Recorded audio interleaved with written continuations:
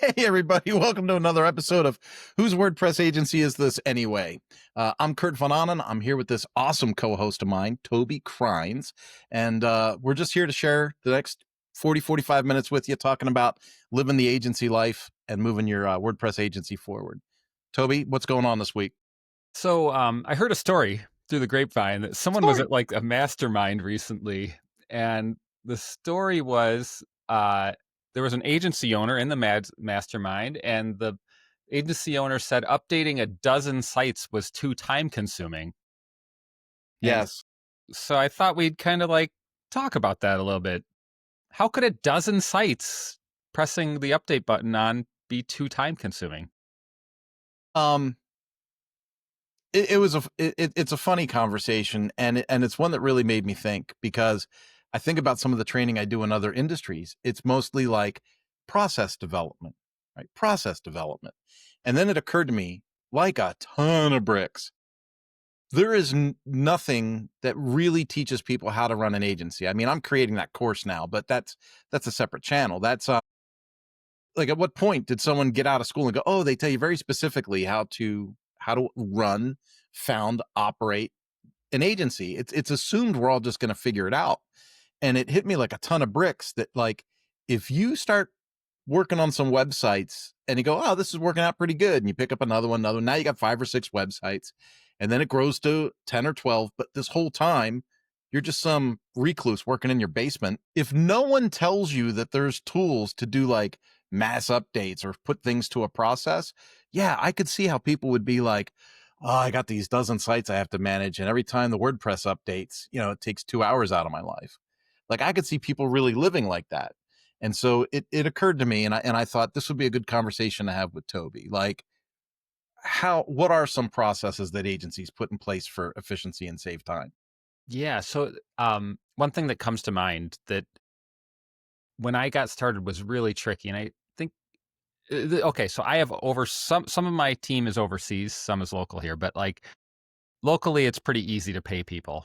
But as soon as you go to another country, their banks work very differently oftentimes. And like Yeah. so for example, for a while I had a contractor in Colombia. Their banks do not accept like any normal type of payment. And so we basically had to we had to try a bunch until we found one that worked. And I forget where we landed on that one, but then I have bunch employees in the Philippines right now, and we pay with wise.com, Yep. and that makes it really easy.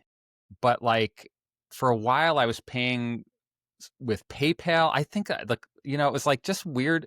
Sometimes the banks would reject my payment, so I would like have to go to the gas station and do one of those like El Banco, whatever. Like, This um, doesn't feel like a scam at all. no, and this is this just is something, this is the IRS calling, and you need to get some gift cards from Target. right? Yeah, exactly. And this is the sort of thing like I feel like we all kind of, not all of us, but probably most of us started like founded these agencies in the dark, and we're like, all right, let's do it. Um, And so, like, I was on the phone. I'm going to hire a lawyer, which it's been like a decade since I hired a lawyer. But I also have like business insurance and like all these things you wouldn't think to do. And we're talking about WordPress updates. That's kind of what kicked this off. But it's like takes a village to run an agency, really. You know? Well, and I think that was where, like, when I was in this group having this conversation, that's immediately where my brain went to, was like, wait a minute. It took me a while to realize it, but I was like, I don't have to do everything myself. I can absolutely delegate things. And so I have people on my team that I delegate to for the WordPress core updates, for the plugin updates, and for all that stuff. But on top of that, there's tools to help with that, right? So whether you're a blog vault user, or you host on 20i, or main WP, or there's all those tools, right? Where we could do stuff. But then the question comes up where, for the longest time, there were certain tools I wouldn't update because you get the white screen of death, right? And I don't want to say their names out loud, but we all recognize that. Mm-hmm. And so then part of our process became, hey, we should have a staging site for our more involved websites. And we do the updates on the staging sites first. We review them to make sure nothing breaks, and then we update them in production. But then Blog Vault also has that tool where it says you can do safe updates, where it does screenshot, and checks everything and then does the update in production for you too. So there's a ton of ways to skin this cat. I was just really surprised, in 2025 to have someone pipe up and go, "Oh, I find that really time. Like, I don't know if I want to grow this agency. I'm already spending all this time on updates." And I Yeah. was like, hmm. Well, and there's a whole nother thing here, which is I've experienced this in talking with my colleagues who run agencies in town, and this might be a problem specific to very small agencies, like one person shops that kind of farm out some contracting and stuff. Is that they're control freaks. Like Mm, I could see a scenario, I don't know for sure, but this person who asks, like, maybe he knows all this stuff, but he doesn't want to use it for whatever reasons are that are really yeah, good to him or her, yeah. like, have you ever given advice, hard won advice that you learned at running an agency that just you gave it to someone who you think it could be really helpful to, but like they're totally not receptive to it? Yeah. That happens every week. So when you're running, for those of you that aren't aware, if you're running an office hour masterminds kind of thing and a bunch of agency owners show up, they typically ask questions and then you give them a viable answer. And halfway through the viable answer, they generally tell you why that's not going to work. So yeah, I'm kind of used to that, but that kind of answers that note that we have that says, are you the bottleneck in your agency? Mhm. Right. And I think you kind of hit that right on the head is like, sometimes you really got to wonder. I'm John Maxwell certified, which is totally different than agency stuff. Right. But John Maxwell's is a very large proponent for delegation. And his theory is if you can find someone that can do the job 80% as good as you can do it, if they just do 80% as good as you need to delegate it and let them do it. And that's been a pretty good thing for me to keep in mind, right? Like, to the point that I'm kind of a control freak and I want things a certain way, but I have to recognize that I can't do everything and my business isn't going to grow if I continue to do everything. So if someone can do something 80% as good as me, I need to just delegate it and move on to the next thing that generates revenue. Yeah, and going back to what you just said too, like about the person who's like they hear the advice and they go, "Oh, that won't work for me." Da, da, da.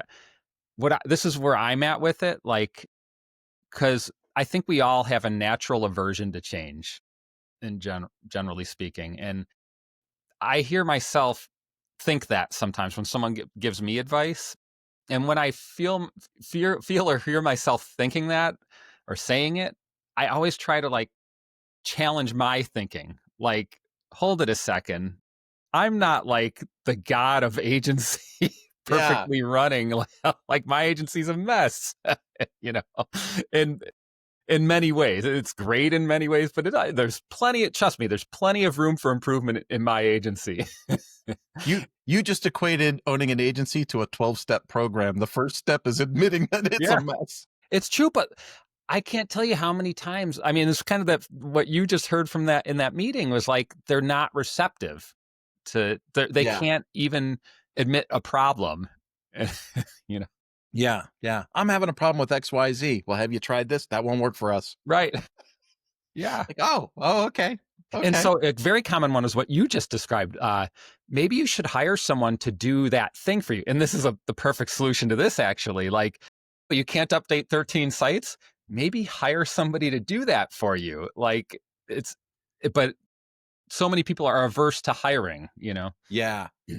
Well, I think, well, and now we're going to get into pricing, I guess, but I think one of the biggest obstacles for a really small agency, we're talking about, like beginners, right? So going from solopreneur to entrepreneur, right? Is for some reason you have it in your head that you can only charge $1,200 for this certain package, right? You have it in your head. And so then you think to yourself, well, I use that 1,200 bucks. So I can't afford to hire someone to do this for me because I need the 1,200 bucks. And it's like, no, what you really need is you need to advertise that your price is $2,500, right? And then you need to pay that person $500 or $600 to do that job, right? And everyone's gonna say, well, why are you underpaying? Well, you're not underpaying because it's not their name on the business. They didn't come up with the process. There's ways to do things. So you pay them the 5 or 600 bucks, they build the website, you just check it over when it's done and deliver it to the customer. You do all the meetings, you do the selling, you do the delivery, you do the quality assurance, and you pay yourself $1,900 to do it. Now you're making a larger margin and you're creating more time in your life to go get more sales. Yeah, and this is a great point because I think, and it might just be WordPress community stuff, because I think other communities might not, like app developers, I don't think experience this at all. But like, there's a thing I learned, say 8 years ago, that it never occurred to me that like the concept is that those with the most skin in the game deserve the most potential upside. And so like if you're the owner, and so the question you raised was like, well, I can't, if there's a $1,200 project, I'm now selling it for 2,500, and I'm going to pay someone 500. That means I'm collecting more money. That doesn't seem fair. But you've got all the risk. You're carrying all the risk, all the emotional baggage, all the, if it goes south, it's your fault, and you have to find another developer. Well, and I think and there's so many people that argue about this in the space. And it comes down to, because I talk to a lot of agency owners, I'm in post status and I do some other things. And so when I speak to other people in the space, I'll hear them say, "Oh, I like to do a needs assessment with the client to figure out what their budget is, so I know what I can charge them." Right? Or sometimes I charge more because they have the budget. They can. It's always like a contingency of some other thing. And so if I'm talking to someone who I perceive to be broke, I'm going to charge them like entry level to do something that I would charge. And I'm like, where does all this come from? At some point, there needs to be this is what this costs for this, and this is what this costs for that. And then if you're an enterprise level client and you've got customizations or automations you want to build, well, then yeah, what is your budget and how can we fill to the top of that budget? Right. Um, but that comes to a really interesting point, is like, if you have things built into packages, do you, like, on your website, do you advertise a price, Toby, or do you say, click this button to schedule an interview and we'll discuss your budget? It's that ladder, the button. Yeah. You're the button guy. Yep. I'm like a price guy that says, here's our entry level package, but we're a full service agency and offer tons more. Now click the button. It's I mean, if you have an entry level package, it's interesting. But I do also believe there's price anchoring is a thing, Yes. like in the human psychology, meaning like whatever so I had just ran into this recently. I was on a sales call, a first call with a customer, a lead, not a customer. And, they always want to know, well, what's it going to cost? What's it going to cost? So, I was trying to get a sense for the project, and I was like, well, these projects usually land in the X amount of dollar range. And he goes, oh, that would be very good for us. That's very competitive. We've gotten much higher bids. I'm like, oh, and if, Well, I do stuff in the e-learning space. And so there are many times I'll be talking to someone that's been paying $400,000 a year for some custom e-learning platform, but it was made 12 years ago and it sucks, right? And so I know that we can make something that's visually better for the user experience and more cost effective and all of that. And then I say, okay, well, if I were to really, tighten the belt on this thing and really try to drive a low budget, I could. Maybe that $300,000 a year website could actually be a $40,000 a year thing. But if they're used to paying 400 grand a year, I'm going to bid it at 95 or $100,000 for the year. And then we're going to make a kick-ass website and you want automations, buttons, you want confetti to go off when someone does something great. We can do it because we can do whatever you want. We have the budget to make it happen. but in that case, the question would be, would they pay 400 grand for it? Right. Yeah, that's the hard part. Right. And I think I hate to throw this out in this call like I'm better than everybody, but business ethics really do drive our decision making here. Like, if they're paying 400 grand for something, and I have a hard time selling what we do for the 400 grand. I really do. Now, here's where we have No, so I'm a person that's full of opportunity. I always believe in finding opportunities within the obstacles. And so what we have done with enterprise level customers in the past is we've said, "Hey, this takes care of the website. Like this takes care of the website, but who's providing service to your students? Like who does the forgotten email, the support request, who does that?" And they'll go, "Oh, that's a real drain on us." You know what? Hey, we can take that over for you. We have a service. We can provide the service to your students. If you've got 2,500 students or 5,000 students, we can do that for $42,000 a year. We offer, 6-hour turnaround time on support requests. And so there's a way for us to pad up that budget again, but it's always on value added services. It's not just saying I could make and host that website for 100 grand, but I'm going to sell it for 400 grand because I can. I think too, like something that you're touching on here, um, that you wouldn't know unless you were talking to a larger community of agency owners or business owners. You mentioned business ethics. Anyone who's taken even an elementary ethics class knows that ethics are not universal for much Mm-mm. of anything. So Kurt has a set of ethics he subscribes to. Toby has a set of ethics.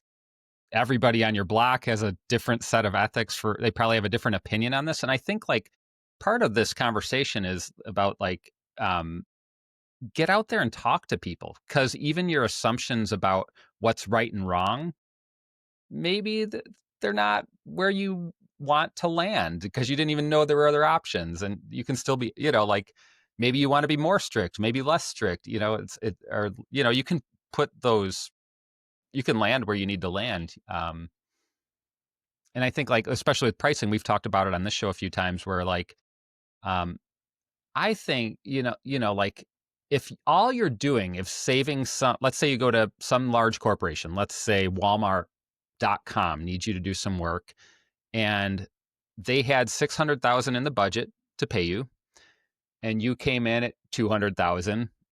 They would have paid you, let's hypothetically, let's say they would have paid you 600. All you've done is given $400,000 more to this giant mega Walmart. corporation that's, maybe they'll give one penny of that to a subset of their investors. And so like when we talk about pricing ethics, I just like to say that it's not, it very, it's situational, just like every other ethics. It's not cut in stone. For instance, the Walmart example, I'm a mountain biker and they fund the mountain bike trails in Bentonville. Yeah, So, hey, that great. extra 400 grand, if it builds me a ramp, that's awesome. Sure. Yeah. Um, but no, I definitely see the point there, right? Like, do you want to just throw the money away? But I think that's where like the value added services come in. And Walmart, as an example, is a really great example of bidding as an agency on an enterprise job because you don't have a single point of contact. Now you got to make 16 vice presidents happy, and it's decision by committee and multiple meetings. And when we bid our jobs, we factor those meetings in at the agency rate so that we know, hey, you're probably going to need 40 meetings with this team of people. So 40 times 2, that's 80 hours, 80 times this, that pads that budget quite a bit. And if you think about that situation with Walmart, I used to program emails for Best Buy at an agency in town. And they, Best Buy would call, the emails going out at midnight. They would call at 11:59 and say like, we need all these changes in the next minute. All right, well, we need to delay the email an hour. Oh, that's okay. And then like we'd get to the send point again at 1 a.m. They'd be like, more changes, more changes. And like when we talk about pricing and ethics, like that should cost more, that Yeah, availability, that, like, hey, we're here to support you. And at 1 a.m. and we have an expert team at 1 a.m. Like that costs, that's worth more, that costs a lot of money. in my opinion, but it's also more valuable. Like, Yeah, you know, absolutely. Yeah. And so I want to be an encouragement to smaller agencies that are listening to you and I have this conversation right now, because we just started talking about things that bill out in, 20, 60, 80, $200,000, right? And smaller agencies are hearing these numbers and going, that's a dreamland. That doesn't make any sense. Um, if you're currently selling websites for $600, just know that it's just a decision away to sell them for 1,500, and it's just another decision away to sell them for 2,500, and then it's 6 months or a year later that you got clients at $5,000 a project. But you're your attention to detail, your customer service, your deliverables have to meet standards as you go up that pricing ladder. And so, um, like my presence in a conference room selling to a vice president or a president, I can sell someone a $200,000 website and not giggle inside. Like it just happens. It's just part of the job. The number's the number. I don't feel guilty for what the number is. It's their decision whether they can spend it or not. Hmm. But you got to be willing to walk away from it too if they say no. Right. And to your point, like, and I believe this is true probably at any price point. You could start at 600 today, 1200 next site, 20, but you could also just jump from 600 to 5 grand. As long as you know how to make it. As long as Yeah, you know how to make the site sure. But or the pay the someone else to site's do the it for you. same, you know?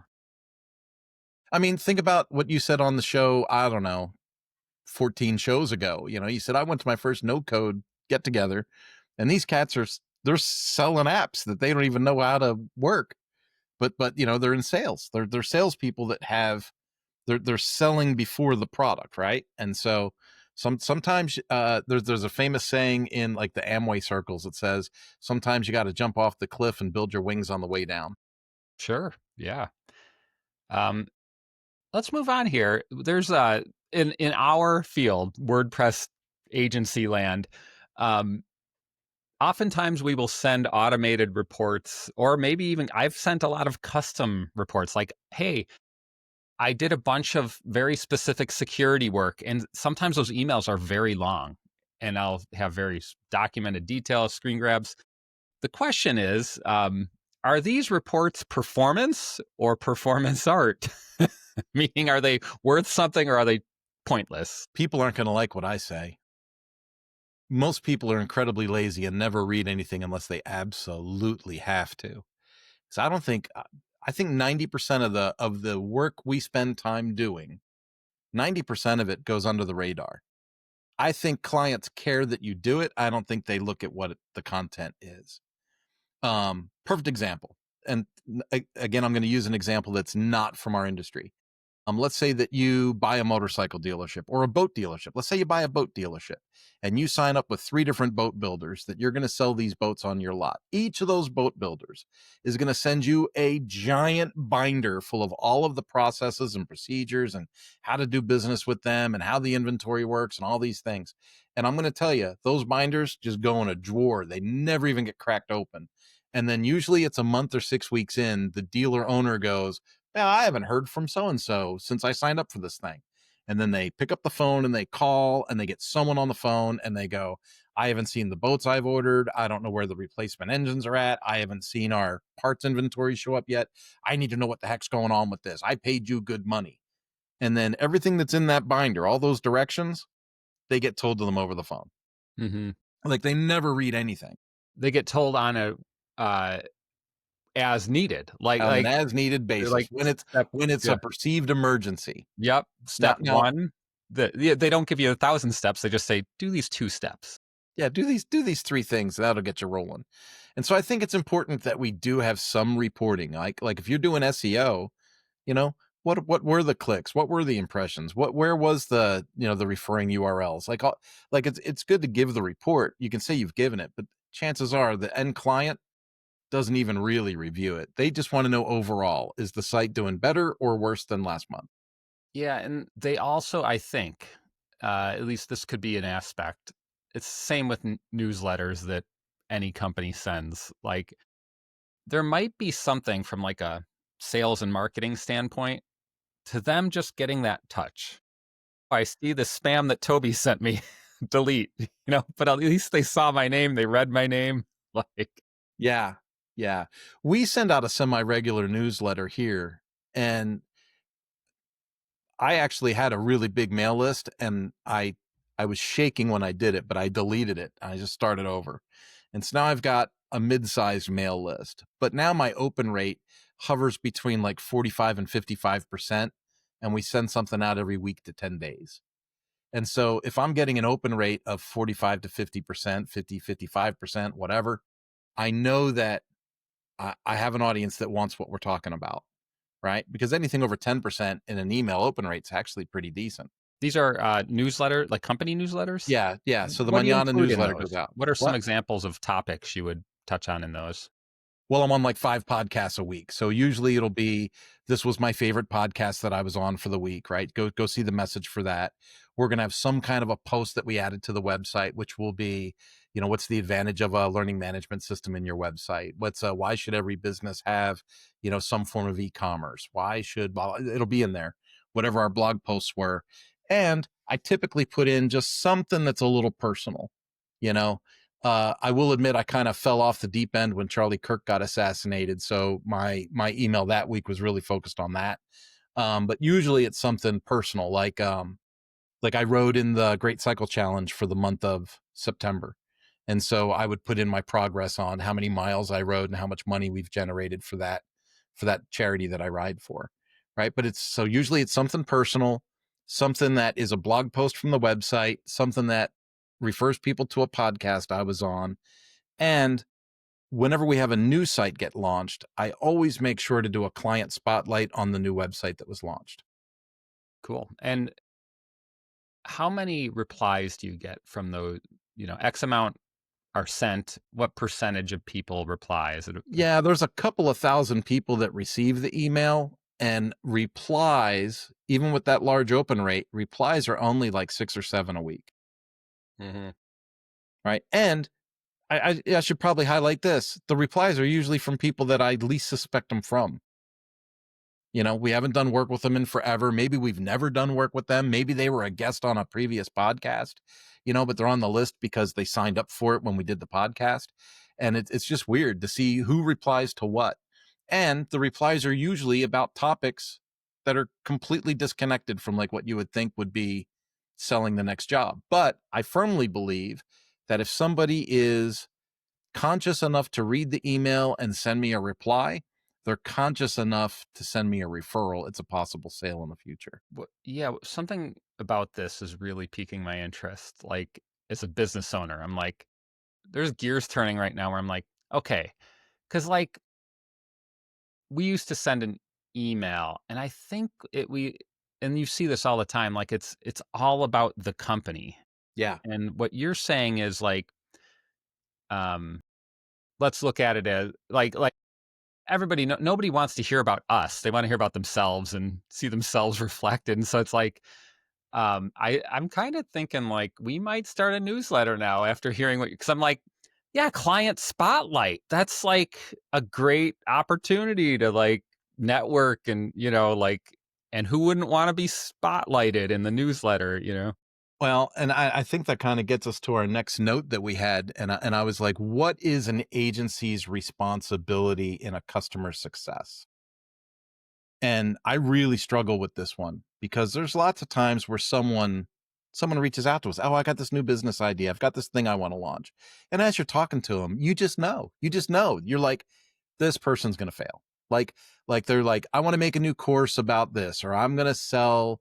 Like I had somebody that got in touch with me. They want to do a speed dating website. And I was like, so you want to launch a speed dating website? Yes. But I don't want people to see pictures of each other. It has to be just words and just this and just and limited for this and limited for that. And I'm like, no, no, no. But then if they would have said, I got 50 grand and I can pay you to build it, oh, I probably would have built it. Right. Yeah. But then Well, what's the implied, not what is your responsibility, but what's your implied responsibility for the success of a client? And so I look at it from the standpoint of when we launch a new client, like we did, out of all my websites, Art of Makeup is probably one of my prettiest websites. And so I promote her quite a bit. I put her in social posts, I put her in different newsletters. And she doesn't pay us for that kind of marketing, but I feel like she paid us a pretty penny to make the website. The website's pretty, right? Because she had all professional photos and videos done, and she's a makeup artist working with models. So it's like, I just keep putting it out there because it's a good looking portfolio piece. But I feel like all of our clients, regardless of how pretty the website is, deserve at least that first push when we publish their project. And so I do the client spotlight, and I'm thinking, I got a couple thousand people on the list. Out of a couple thousand, maybe 5 people follow their X account, maybe 5 or 6 join their Facebook page. And maybe, just maybe, especially if they're selling a course, somebody knows somebody that's interested in the course and they sign up for that. I think like it's at a high level, like it's good, good like business for you to do that. Like but is it helpful to their business? Yeah, who knows? Like if some client who's, let's say, in whatever industry, I pump it out to all my WordPress fanatics, and they're like, we don't care about we're curious about the process, and that Yeah. like so I probably didn't do them a ton of good. Got them some clicks. Maybe that helps with SEO a little bit. But I was thinking, I kind of thought of it a different way. I really like what you're saying though. Like just that's what we can do reasonably, like without thinking too hard about what they need to do as a business. But I was thinking, like, I've had people come to me with ideas that I thought were not good ideas. Um, one of Boy, that's a bad those idea. was a soap maker in town, and I helped them, and they paid me to help them. But I was like, oh, this is going to fail. They sold for $250 million a couple years back. They sold to a giant corp. You just never know. You're Squatch. Yeah, and like you just never know. And it also, we don't know how they are funded. They might be millionaires themselves and just be like throwing money around. Who knows? Like, there's a lot of millionaires starting crappy businesses in the consumer product space, for example.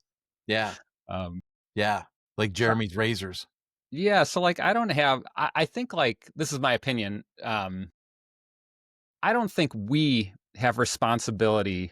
We, as as people who are building websites, let's say specifically, not, there are other things we could do. SEO might be a little different, but like if your job is to build the website and make it great, you don't have a responsibility to market that website or to get sales unless you've specifically contracted to do Yeah. those services. Yeah.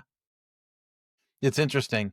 Well, but that leads me to like a thought. Like as you and I are talking, it's funny because I'm pointing left and right because that's the way I see it on the screen. But as you and I are talking, I focus a lot on like membership and learning websites, and so there's usually there's a key performance indicator, right? How many students sign up for this? What is the revenue that comes in from selling these courses? And so by nature, I'm very used to like an e-commerce setup. But then I'll be in post status and I'll see somebody that I have assumed is, an expert in all things, right? Because they might be semi-famous in our WordPress space. But then they'll post something on X that'll say, hey, I did my first e-commerce site of the year and I forgot how involved that is, right? And then it hits me like a ton of bricks. There is an entire side of agency life where you never have to worry about selling a product or enrolling a student or gaining a member. You're just making information. You're just making like a brochure site and pumping that out there. And so then the definition of what defines success for the client completely changes. Yeah. Something else about that I think is really cool. Like, and this is advice for everyone. Like, yeah, there are people, you might think that you have a certain reputation in your community, especially your tech community, let's say. So like a community of agency owners, let's say, where people assume certain things about you that might or might not be true. Like you're saying, you assumed this guy was an expert in everything. Um, I think it's important just to ask those dumb questions because, like, the most important fact is it doesn't matter what Kurt's opinion of you is. He's not getting you more business. He's taking business from you. Like, so consider that, like, at a high level. The odds, I can't think of.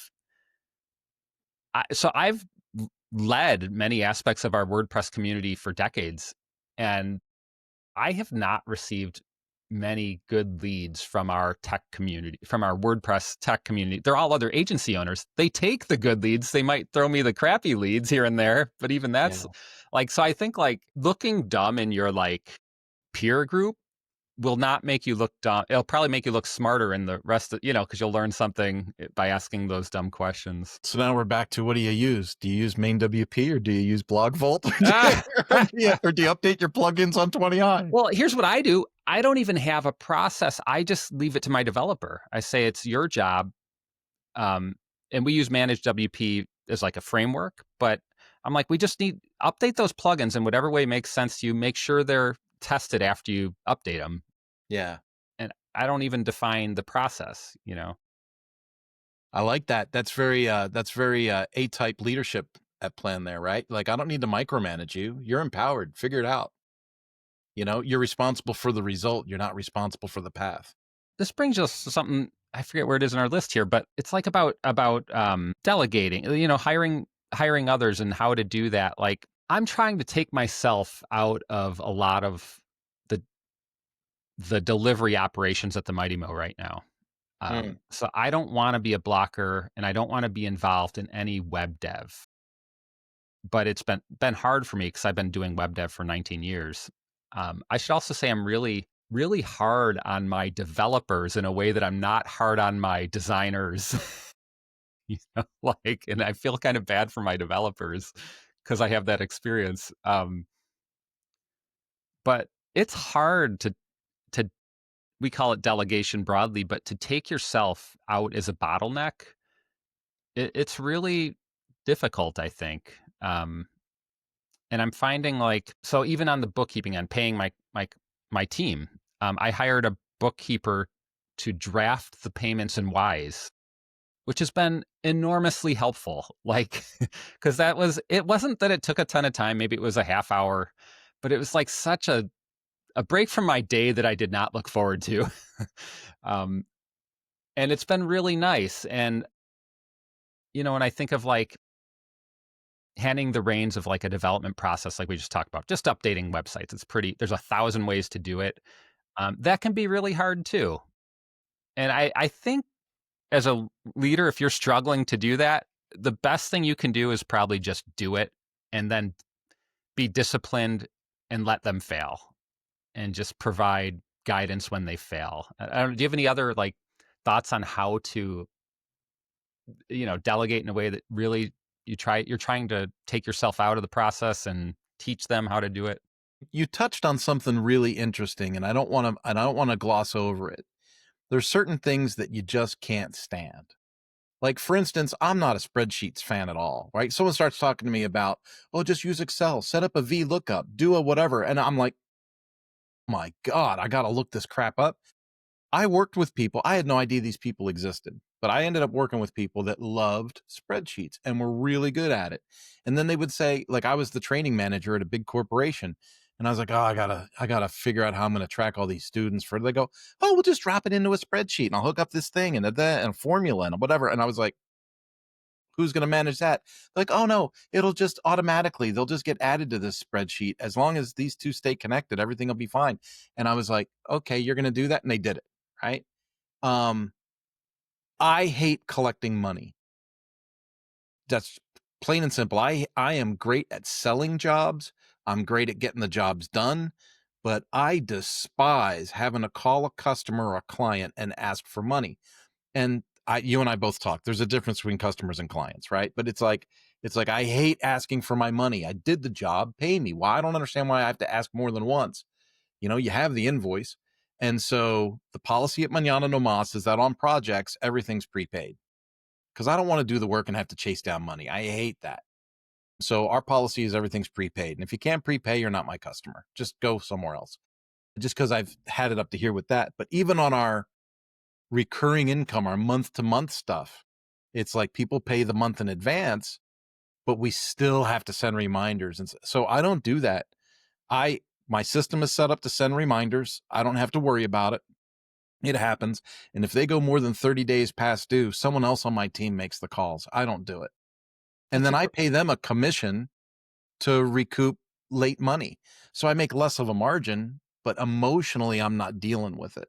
And I think that is huge when you're a business owner is like, just stay away from the stuff that you don't like to do and hire people to do the stuff that's there and pay them. Right. But you don't have to pay them the same as you pay yourself because we're back to where we were at the beginning of the call. yeah, I just recently um I just last month was the first time I had my bookkeeper follow up with past due invoices rather than me. And And now you yeah, can go Christmas shopping. cost me a little money, but like not only does it help in the collections, but it's less headaches, less heartaches. Like I don't need to deal with the rejections. They're dealing with it now. Like, Yeah, yeah, and I it's had a really hard to deal with rejection on work you've already done and delivered. mhm, Like, it's already done, it's delivered, you still owe me money. Why are we having this conversation? yeah. I had a customer, and so like something that you said that's really interesting to me is like you're defining, this is something that takes the community to learn, like it takes the village, like this concept. um you wouldn't know you have other collection options and other billing options and other like how to frame payments unless you talk to the community. You mentioned prepaying, but there's prepaying for hours. I used to do that. I used to sell 20 blocks of 20 hours for X amount of dollars, all prepaid. You can have an ongoing payment that's like, hey, we were going to block off 10 hours this month, whether you use it or not. I had a conversation on a lead. I'm sorry, a sales conversation just this week, and we're currently hopefully going to close the deal. But um, it's a low enough amount where we wanted the full amount up front, and we told them that, and they're like, we're not really comfortable with that. So I got together with my sales guy, and we're just like, okay, what do we do? And we um, figured out a way to basically ask for a high percentage up front and then have the remainder delivered to us on very specific things that we know we can deliver quickly. And so the idea is we're basically going to get paid within a month or two for the entire project, and it's on deliverables that we can mostly control. Yeah. And bottom line is we felt pretty good about that at the end, even though we kind of like broke our own policy or whatever. They felt good. We really want to close the deal. Hopefully they'll sign it and all that. And so all this is say, like, you've got options. Like if you're feeling stressed or pain points, like it's hard to even know you're feeling the pain sometimes. Yeah. There's a lot of times where, as a new entrepreneur, you tell yourself, well, if work was all fun, they wouldn't call it work. And then you convince yourself that this is normal and that you should torture yourself. And that's what you're trying to avoid when you're self-employed, right? It's like there's so many things that I have learned along the way. I can't believe it's been this long, right? Think of like 20 years of doing this stuff, but it's there's things I've learned along the way where I go, I don't have to conform to those norms. It's like your business ethics comment, right? Like that might be normal for someone else running a business. I don't need to do that. If I want to go for a bike ride at 2 in the afternoon, I've got the freedom to go for a bike ride at 2 in the afternoon. Other people in a cubicle probably don't have those freedoms, but I also have the freedom to work at 2 o'clock in the morning if I need to get a project done. So And this is, we've talked about this before, like, and this is also why you deserve the upsides, because you're gonna. This is one of the upsides, like that you decide who you work with, when you work, how you work. And if you're not, because you don't automatically get vacation, you don't automatically get benefits, you don't automatically get paid like you do at many other jobs. Um, so I always think, like, as an agency owner, you've got to really lean into those three advantages that you only get from self-employment. yeah. And that you control who you work with, when you work, and how you work. If you're not leaning into those full force, you're missing the best parts about it. Well, I think with those wonderful words of wisdom from Mr. Toby Crines, we should probably wrap this podcast up. Toby, what is an awesome way for people to get in touch with you if they want to? You can hit me up on LinkedIn, just DM me. I also have themightymo.com. We do WordPress and SEO stuff. How about you, Kurt? Where can we find you? I'm with you over on the LinkedIn side. If it's personal, for sure, LinkedIn, hit the connect button. Let's make a connection. Hit me in a DM as well. And then for business, I am at mañananomas.com. Mañana no mas. And obviously I'm on X and Facebook and YouTube with the same moniker. This has been great. Toby, I guess I'll see you next time. Sounds great. Thank you so much, Kurt. Oh, and before we go, everybody like and subscribe, hit that Oh, yeah. bell, row that boat, whatever you need to do. It helps the algorithm for us.